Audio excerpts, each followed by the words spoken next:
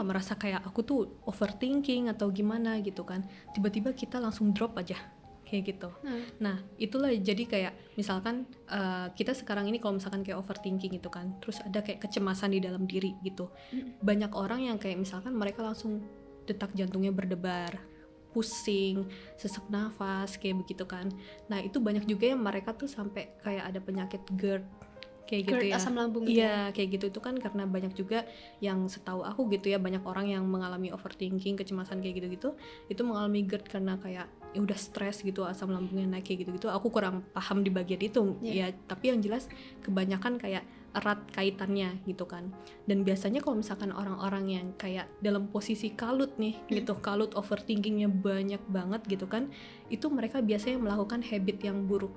Misalkan banyak orang yang kayak menilai, ih kok dia misalkan terlalu kurus nih kayak gitu, terlalu kurus gitu kan, kayaknya cocok deh dia kalau agak gemukan dikit misalkan kayak gitu kan. Banyak orang yang kayak body shaming kayak gitu-gitu ya. Nah akhirnya dia langsung panik, kalut, dia langsung kayak makan yang banyak kayak gitu.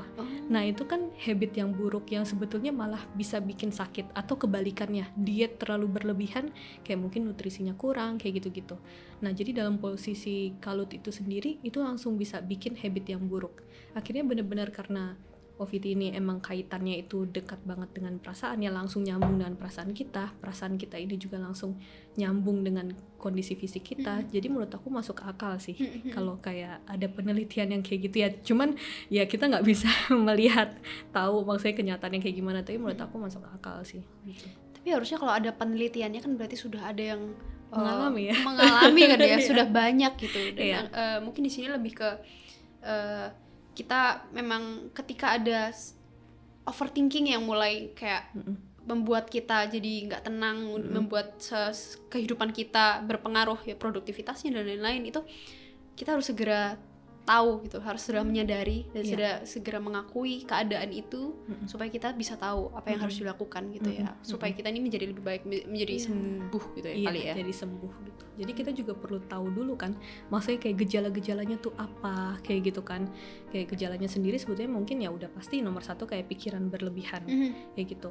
Terus habis itu yang nomor 2 kayak misalkan dia itu nggak fokus ya kayak gitu tadi ya, udah mode autopilot gitu, apa-ngapain tiba-tiba langsung jadi ketiga menghambat pekerjaan gitu.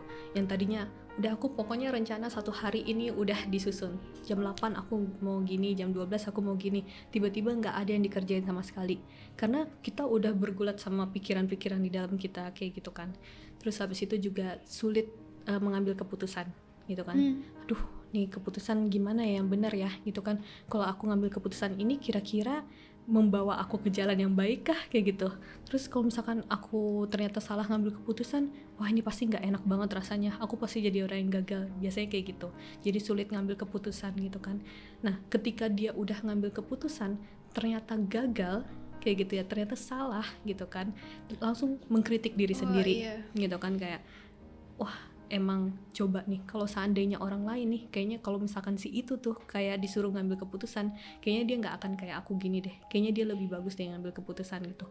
Ngeritik diri sendiri, wah aku bukan orang yang pintar, aku gagal, aku ini biasanya kayak gitu. Nah terus yang terakhir karena ada pikiran-pikiran gitu, sulit tidur deh kayak gitu, sulit tidur, akhirnya begadang, moodnya jadi nggak bagus, udah deh puter terus ya lingkaran setan itu tadi kayak gitu. Aku mau meng-highlight tadi Kak Fitri bilang sulit mengambil keputusan. Orang yang overthinking itu mungkin takut sama gagal berarti ya. Padahal di sini kita bisa dalam kehidupan ini kan ya gagal adalah bagian. Gitu. Jadi mungkin ada benarnya bahwa kita ini tahu bahwa kita punya ekspektasi bahwa kita ini punya potensi untuk gagal. Bukan cuma berhasil. Jadi aku punya teman juga. Dia salah satu teman yang cukup dekat gitu. Tipenya kayak gitu. Dia tipe orang yang kalau mau mengambil keputusan sesuatu, aduh mikirnya tuh bisa lama sekali. Dan mikir lamanya tuh apa? Takut gagal gitu. Takut kayak aduh ini salah, nanti kalau keputusannya salah gimana ya gitu. Tapi ada aku menyadari bahwa memang kita semua kan selama hidup ini diperhadapkan dengan keputusan gitu kan. Dan kadang ada keputusan yang memang berat gitu, menentukan sesuatu yang besar gitu. Nah, kalau dari Kak Fitri gimana ketika kita nih harus menentukan sesuatu yang besar? Udah pasti overthinking kan? Gitu. Tapi ada nggak batasan-batasan tertentu di mana kita nih seharusnya gak se-overthinking itu gitu. Gimana caranya supaya kita tetap bisa mengambil keputusan itu dengan bijak, dengan wise, tapi juga apa ya, legowo tuh bahasa Jawa apa ya, lebih ya ikhlas gitu loh, ikhlas ya. Lebih ikhlas gitu loh. Kalau berhasil ya syukurlah, kalau tidak berhasil ya sudah gitu. Itu gimana? Ada cara tertentu nggak? Sebetulnya kalau misalkan kayak keputusan gitu kan, kadang tuh kita masih mikir kan, karena kita nggak pernah bisa dapat jawaban keputusan yang kita ambil ini adalah keputusan yang benar gitu. Kita nanya ke orang lain, malah orang lain memberikan sesuatu yang berbeda dari pikiran kita. Tambah bikin overthinking lagi. Akhirnya kita langsung mikir kayak, kenapa ya kok aku beda ya? Jangan-jangan pikiran dia benar, kayak gitu kan. Nah akhirnya sebetulnya kita tuh perlu taunya itu kayak, pertama cari informasi yang dalam waktu yang ditentukan. Jadi yang dibutuhkan ini sekarang deadline gitu. Deadline memberikan keputusan. Misalkan aku harus ngambil keputusan ini maksimal hari Senin misalkan kayak gitu. Udah, kita benar-benar bikin deadline itu. Jadi kita selama menuju hari Senin itu kita cari informasi yang kita butuhkan, yang setidaknya kita udah merasa kalau misalkan udah kita dapetin informasi-informasi itu, ini mungkin keputusan yang lebih baik untuk aku ambil, kayak gitu kan. Ya udah, begitu udah nyampe deadline, kita ambil keputusannya, selesai, jangan lihat balik lagi, aduh tadi udah bener belum ya, kayak gitu kan. Banyak yang akhirnya kayak gitu, udah stop, kita langsung pilih aktivitas lain lagi yang benar-benar membutuhkan, kayak kita setting tujuan baru gitu kan. Nah ketika keputusan ini udah diambil ternyata gagal nih kayak gitu, ternyata salah nih kayak gitu, sebetulnya kita langsung mikir kayak gitu kan, kayak mengkritik diri sendiri, apa yang salah dari aku.